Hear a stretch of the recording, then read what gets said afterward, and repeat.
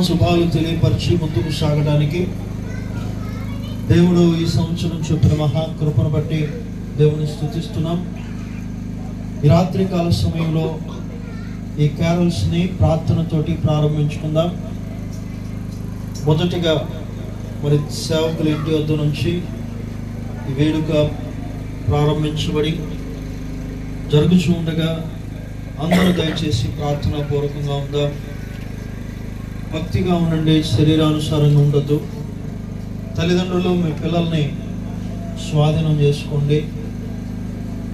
దేవుని కార్యాలకు రావలసిన వాళ్ళు త్వరపడి వచ్చేలాగా ర్యాలీ ప్రారంభమైందని ప్రార్థన చేసుకుందాం.